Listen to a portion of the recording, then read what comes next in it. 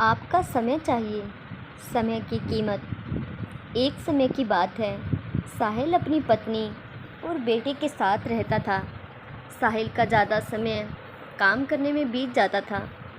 वह रात को देरी से आता था और सुबह जल्दी निकल जाता था।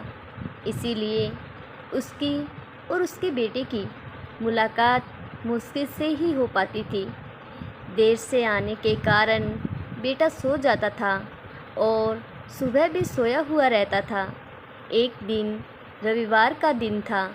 उस दिन साहिल को घर से ही काम करना था, इसीलिए वह सोफे पर बैठकर आराम से लैपटॉप पर काम करता है।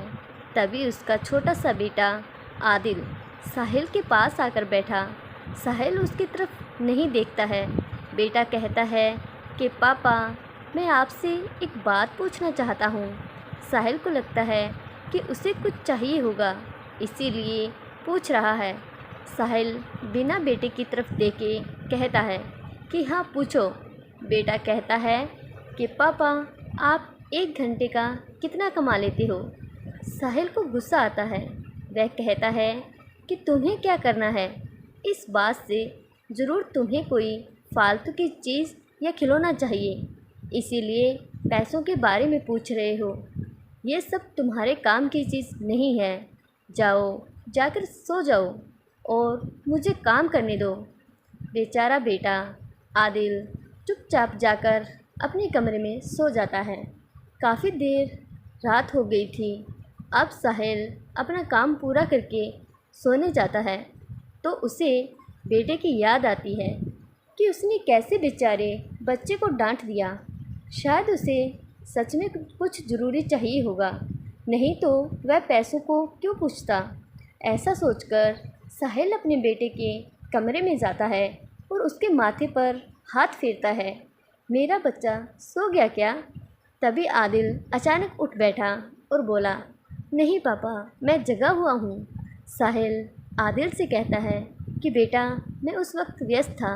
अब बोलो, तुम्हें कितने पैसे चाहिए? आदिल कहता है कि मुझे पैसे नहीं चाहिए, आप बस मुझे इतना बता दीजिए कि आप 1 घंटे का कितना कमा लेते हैं। साहिल कहता है कि मैं 1 घंटे में 100 रुपये कमाता हूँ।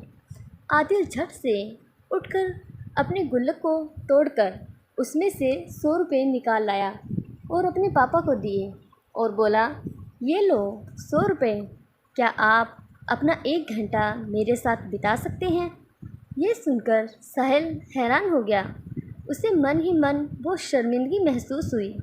आज ही उसने अपने मन में ठान ली थी कि वह अपना समय अपने बेटे को भी देगा। उस रात दोनों बाप बेटे मिलकर खूब सारी बातें करते हैं। अब साहिल समझ गया था कि परिवार के साथ वक्त बिताना कितना ज़रूरी है। आशा करती हूँ आपको ये कहानी ज़रूर अच्छी लगी हो। यदि आप ऐसी ही कहानियाँ हर रोज़ सुनना चाहते हैं तो प्लीज़ इस चैनल को सब्सक्राइब ज़रूर कर लीजिएगा। धन्यवाद।